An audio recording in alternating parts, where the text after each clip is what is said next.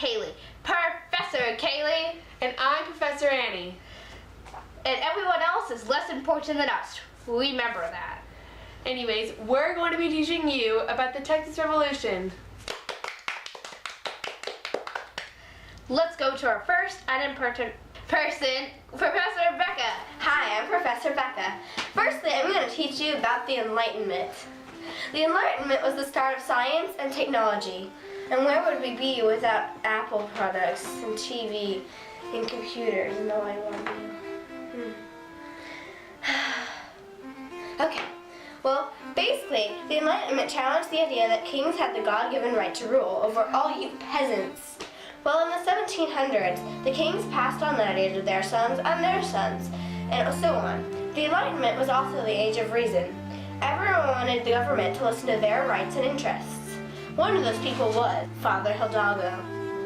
Secondly, if you haven't figured it out yet, I'm going to tell you about Father Hidalgo and the Grito de Dolores.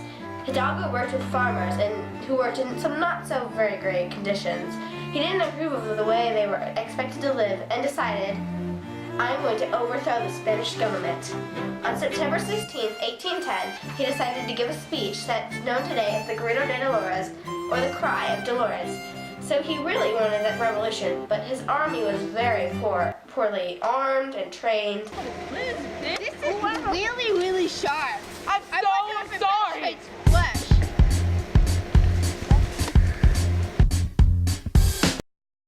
But Hidalgo finally got what he wanted, because from 1810 to 1821, Mexico rebelled against the Spanish government.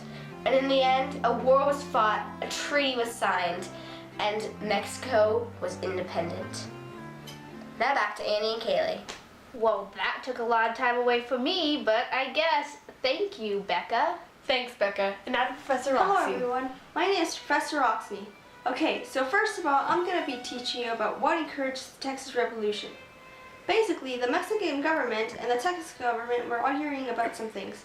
So, one of the problems was that Texas encouraged slavery and Mexico didn't. Also, Texas thought it was unfair that they weren't independent and they were being controlled by Mexico. So anyways, Texas started to rebel, which later caused states' rights government.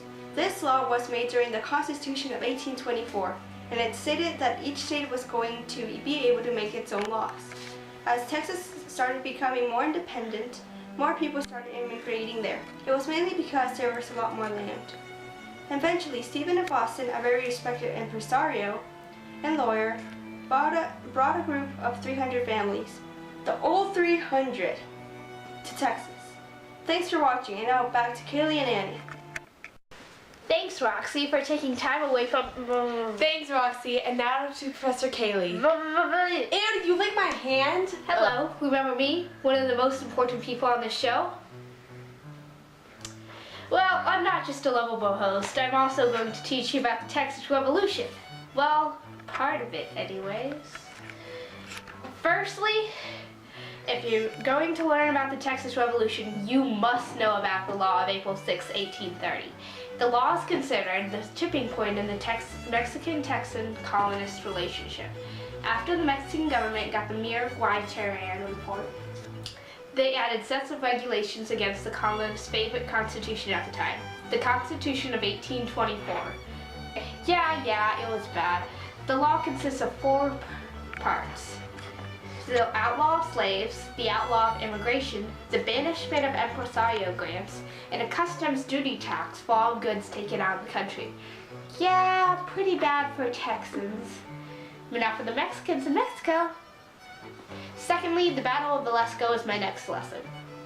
The battle was the first time Texan colonists and Mexicans shot at each other, resulting in bloodshed. Ow!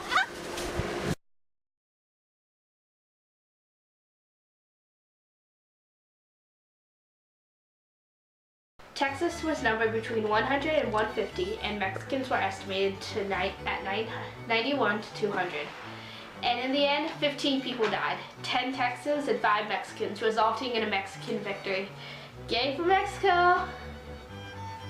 Or boo, I guess. Third of all, I'm going to teach you about the conventions of 1832 and 1833. To draft their revolutions, the colonists had the conventions.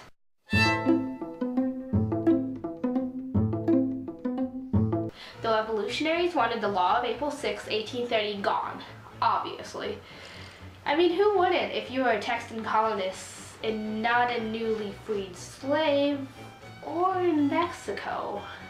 Sadly, the ideas were never presented to the Mexican government, and the conventions adjourned on April 13th, 1833. Darn.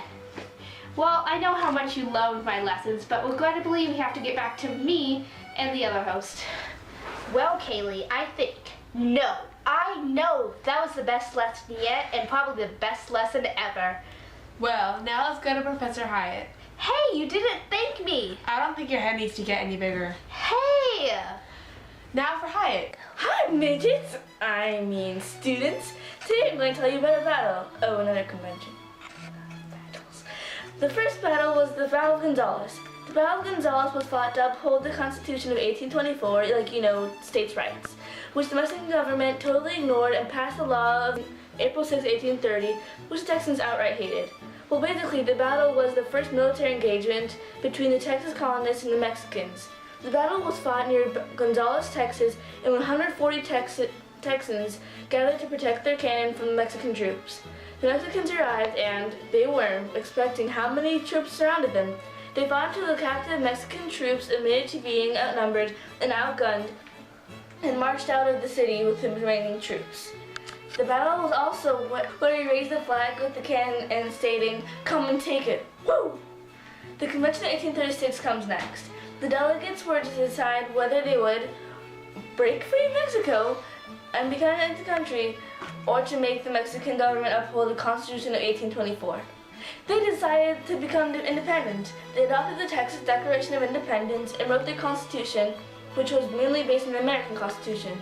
Next is the Battle of the Alamo, which I admit to be most famous, even though we lost.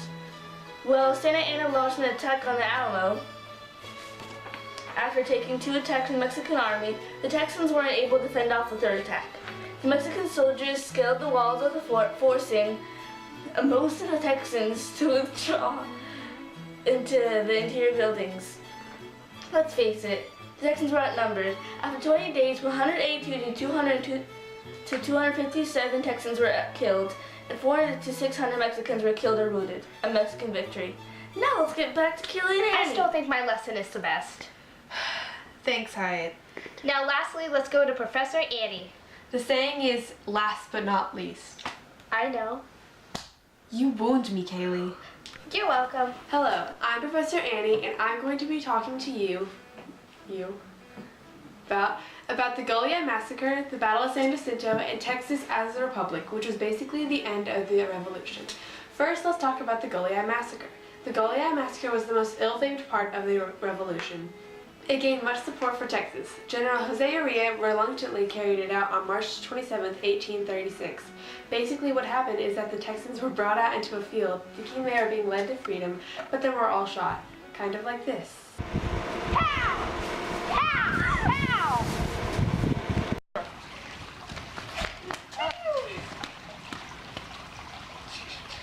Now, next let's talk about the Battle of San Jacinto, my favorite battle. This battle was actually only 18 minutes long, and it was a surprise attack on Mexico.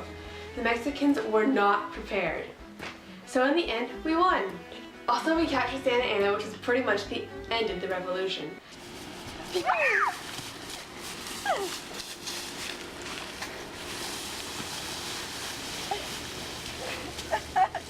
Lastly, I must talk to you about Texas as a republic. After the revolution, Texas was a republic. We had peace with the natives, well, eventually, and everything was okay. Except Mexico didn't acknowledge that we were independent. They even invaded us. Stupid Mexico. Luckily, they retreated and everything was okay. Mostly. For now. The stars at night are big and bright. Deep in the heart of Texas, the prairie sky is wide and high. Deep in the heart of Texas, the sage in bloom is like perfume. Deep in the heart of Texas, reminds me of the one I love. Deep in the heart of Texas,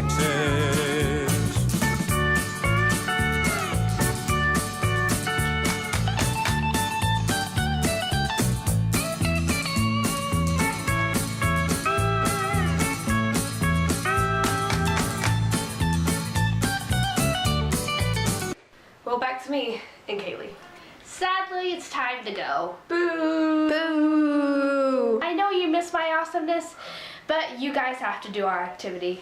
That pretty much sums it up. Bye! Kailey, that's the closet.